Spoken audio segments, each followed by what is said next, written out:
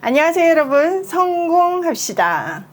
우리 안에는 그리스도께서 계시죠. 여러분 정말 그거 확신하시나요? 오늘 본문을 통해서 다시 한번 우리 신앙을 체크해보고 정말 내 안에 그리스도께서 계신가, 우리는 그분과 교제하며 사는가 한번 체크해보시는 시간이 되면 좋겠어요. 하나님은요, 그리스도 안에 모든 충만을 두시고 우리가 살아가는 데 필요한 모든 필요를 그리스도 안에서 찾을 수 있게 하셨어요.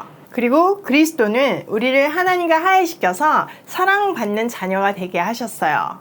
이 모든 충만은요, 하나님에 대한 충만이자 사람에 대한 충만이에요. 이 말은요, 우리가 그리스도 안에 거할 때 하나님께서 사람에게 요구하시는 모든 것을 만족시킬 수 있다는 뜻이에요. 또 나에게도 모든 필요가 채워지는 충만이기도 하고요. 그 말은요, 하나님께서 창세기에서 사람을 지으시고 보시기에 참 좋았더라 하신 그 상태가 된다는 말이에요. 바울은요, 이 감격스러운 말을 하고요, 그들에게 믿음의 터, 말씀 위에 굳건히 서서 복음의 소망에서 떠나지 말라고 권고하고 있어요. 그러면서 이 복음은 모든 피조물에게 전파되었고 바울은 이 복음을 전하는 사명을 받은 일꾼이 되었대요. 자, 24절. 나는 이제 너희를 위하여 받는 괴로움을 기뻐하고 그리스도의 남은 고난을 그의 몸된 교회를 위하여 내 육체에 채워노라. 그런데 이 비밀을 깨달은 복음의 일꾼은요, 고난받는 것을 기쁘게 여긴대요. 또 그리스도의 남은 고난을 교회를 위해 내 육신에 채워가고 있대요. 이 말은요, 복음을 전하면 당연히 따라오는 것이 고난인데 자기에게 고난이 닥쳐온다는 것은 복음이 확장된다는 뜻이잖아요. 그래서 그게 너무 기쁘다는 말이에요. 자, 25절. 내가 교회의 일꾼 된 것은 하나님이 너희를 위하여 내게 주신 직분을 따라 하나님의 말씀을 이루려 함이니라. 이 비밀은 만세와 만대로부터 감추어졌던 것인데 이제는 그의 성도들에게 나타났고, 바울은요, 복음을 전파하기 위해서 이방인의 사도로 부름을 받은 사명에 따라 교회의 일꾼이 되었대요. 그런데 이 비밀은요, 모든 세대에 지금까지는 감추어져 있다가 지금은 성도들에게 드러났대요. 이 말은요, 당시 유대인들은 선민 사상이 굉장히 강했잖아요. 하나님이 자기들을 택하셨고 그 택하신 증거로 율법을 주셨다는 거예요. 그 율법을 통해서 구원을 얻을 수 있다고 생각을 했죠. 그러니까 자기들은 구원받은 택한 백성이라는 생각들이 너무나 강했어요. 즉 구원의 비밀이 유대인에게만 알려져 있다고 생각을 했던 거죠. 그런데 이제는 그리스도로 말미암아 유대인이나 헬라인이나 다 동일하게 복음이 주어졌다는 거예요. 이것은 태초부터 계획되었던 일인데 이제서야 그 비밀이 드러났다는 것이에요. 자, 27절. 하나님이 그들로 하여금 이 비밀의 영광이 이방인 가운데 얼마나 풍성한지를 알게 하려 하심이라. 이 비밀은 너희 안에 계신 그리스도니 곧 영광의 소망이니라. 이 비밀은요, 놀랍게도 내 안에 그리스도가 살아 계신다는 사실이에요. 세상에는 우리 안에 그리스도가 있대요. 여러분 안에 그리스도가 있대요. 여러분 그거 확신하시나요? 여러분 안에 그리스도가 정말 계신가요? 그러면 증거를 한번 대어보실래요? 이미 복음을 전해 들은 우리는요, 대부분 우리 안에 그리스도가 있다는 사실을 알아요. 그래서 그 증거로 여러분은 아마 일상이 거룩하시죠? 죄하고는 거리가 먼 삶을 사시죠?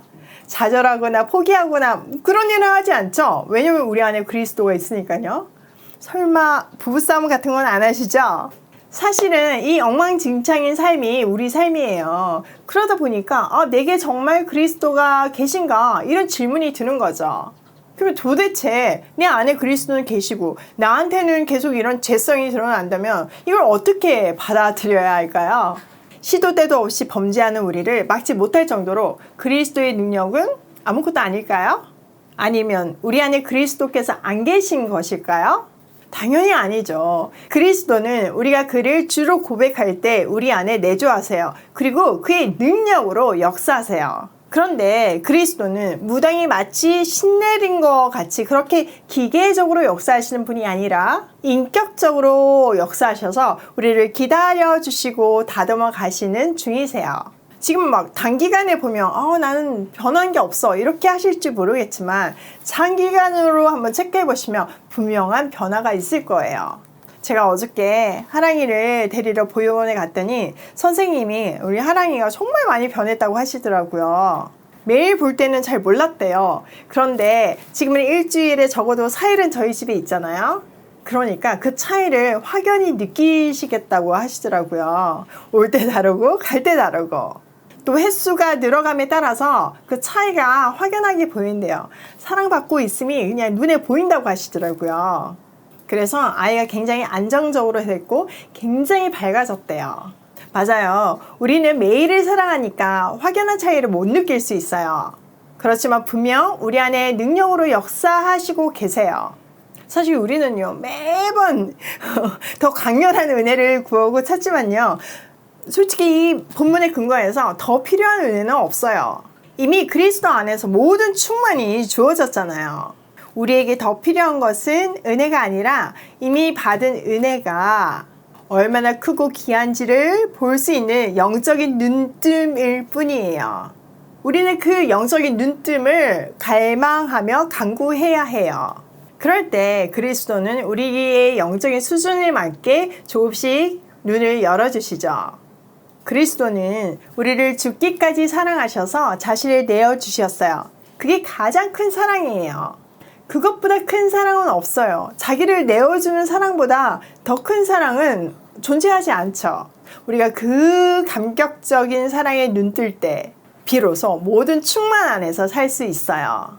자, 28절. 우리가 그를 전파하여 각 사람을 권하고 모든 지혜로 각 사람을 가르침은 각 사람을 그리스도 안에서 완전한 자로 세우려 함이니 이를 위하여 나도 내 속에서 능력으로 역사하시는 이의 역사를 따라 힘을 다하여 수고하노라. 바울 일행은요 그리스도를 전한대요. 모든 사람을 그리스도 안에서 온전한 사람으로 세우기 위해서 모든 사람에게 권하며 지혜를 다하여 모든 사람을 가르친대요.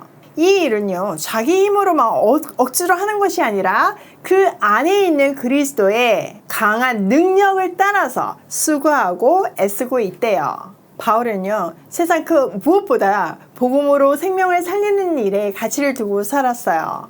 열심히 노력해서 율법으로 구원을 받아보려고 노력했던 그이기 때문에 그 안에 그리스도가 계시다는 사실이 그리스도 안에 자기가 살아가면서 필요한 사명을 감당하기 위해서 필요한 구원을 받기 위해서 필요한 모든 충만이 있다는 사실이 감격스러웠을 거예요. 그래서 그 일에 목숨을 걸고 복음을 전하기 때문에 받는 고난에 기뻐할 수 있었어요. 저는 이 마음, 이 감격 너무 공감해요. 저도 이 복음을 전하는 일을 제일 우선으로 하고 그로부터 받는 고난을 기뻐하고 있어요. 이 복음을 전하는 기쁨은요 사실 그 무엇하고도 비교가 안 되는 큰 기쁨이 있지만 육체적으로 많이 힘든 건 사실이에요. 매일 아침 말씀을 깨닫고 정리해서 영상까지 남긴다는 것은 다른 모든 즐거움과 일상을 포기했다는 말이기도 해요. 그런데요 멈출 수가 없는 것은요 나를 위해서 너무나 필요한 일이기 때문이에요. 물론 여러분한테 전하는 것도 저에게는 큰 가치이지만 사실 나를 살리는 일이기 때문에 제가 그만둘 수가 없는 거예요. 솔직히 매일 말씀과 씨름하기 때문에 옆길로 셀 시간이 없어요. 또 말씀을 전해야 되니까 덕분에 주님과 더 친밀한 교제를 할 수도 있고요. 이것보다 더 큰 기쁨이 어디 있겠어요. 제가 이 말씀을 전한 지 14년 되었거든요. 돌아보면 매일 해온 이 일 덕분에 제가 얼마나 실력이 늘었는지 몰라요. 물론 영적인 실력도 늘었지만요. 매일 묵상한 것을 포인트를 잡아가지고 쉽게 설명하는 것이 훈련이 되어졌어요. 제가 이제 비즈니스를 하는 사람이잖아요. 그러면 이제 브랜딩을 하고 미팅을 할 일이 많아요. 그때 진짜 이 능력이 빛을 발휘하더라고요. 사실 브랜드를 만들 때 브랜딩이 제일 중요한 요소이기도 하고 비용도 엄청 많이 들어요. 근데 이 긴 훈련의 시간을 통해서 내 안에 그것을 장착하게 하시니까 뭐 비용적으로 줄어든 것도 줄어든 거지만 시간이 엄청 단축이 되는 거예요. 이 빠른 시간 안에 어떻게 이렇게 많은 일을 할 수 있냐고 저한테 물으시지만 사실 이게 훈련이 되어 있기 때문에 가능하더라고요. 제가 늘 하나님을 아는 것이 최고의 스펙이라고 얘기하거든요. 진짜 그 말을 저는 제 인생 속에서 체험하고 경험했기 때문에 이렇게 강조하고 자신 있게 얘기할 수 있어요. 또 비즈니스를 하다 보면요, 뭐 비즈니스가 아니라도 우리 인생은 항상 선택의 순간 앞에 서게 되잖아요. 뭐 소소한 선택도 있지만 굉장히 중요한 인생의 기록길에 서 있을 때도 있어요. 그러면 우리는 조언을 받기를 원해요. 그것도 실력 있는 사람한테 조언을 받고 싶잖아요. 근데 그 엄청난 조언을 내 안에 계신 그리스도께 들을 수 있다는 것이 얼마나 큰 축복인가요? 뭐 다른 사람은 아무리 잘나도 사실 앞날은 몰라요. 근데 그리스도는 우리 앞날을 명확하게 알고 알려주시잖아요. 인도해 주시잖아요. 그러니까 이것만큼 큰 축복이 없는 거예요. 여러분, 우리 안에는요, 그리스도가 있고 그 안에 우리에게 필요한 모든 충만이 있어요. 그 사실을 절대로 잊지 말고 우리 안에 계신 그리스도를 깊게 만날 수 있기를, 또 그를 볼 수 있는 마음의 영안이 열리기를 간구해요. 우리가요, 우리 안에 계신 그분과 교제하면서 그분의 인도하심을 따라 살다 보면요, 점점 죄가 싫어져요. 그리고 놀랍게 주님이 기뻐하시는 일들이 나의 기쁨이 되는 날이 진짜 온다니까요. 그 놀라운 기적이 우리 모두의 삶에 임하기를 소원합니다. 자, 오늘 내용을 우리 삶에 한번 적용을 하면요. 첫 번째, 우리 안에 그리스도가 계신다. 여러분, 우리 안에 그리스도가 계세요. 그리스도가 계시는 사람답게 살 수 있으면 좋겠어요. 두 번째, 그분 안에 모든 충만이 있다. 여러분, 계속 강조하지만 정말 우리가 살아가면서 필요한 모든 충만이 그리스도 안에 있고 그리스도는 우리 안에 있어요. 제발 그 충만 꺼내서 쓰시고요. 다른 데서 찾지 마세요. 없어요. 세 번째, 그분을 깊게 만날 수 있게 갈망하며 간구하자. 우리 인생은요, 그리스도를 얼마나 깊게 만나냐에 따라 인생이 결정돼요. 기쁨으로 사느냐, 절망으로 사느냐, 소망으로 사느냐, 낙심하면 사느냐, 다 그리스도를 얼만큼 만나냐에 따라서 좌지우지돼요. 우리가 정말 갈망함으로 간구해야 될 것은 다른 것이 아니에요. 그리스도를 깊게 아는 거예요. 오늘도 우리 안에 그리스도가 계심을 확신하며 또 그분 안에 있는 모든 충만을 사용하며 고싱해요.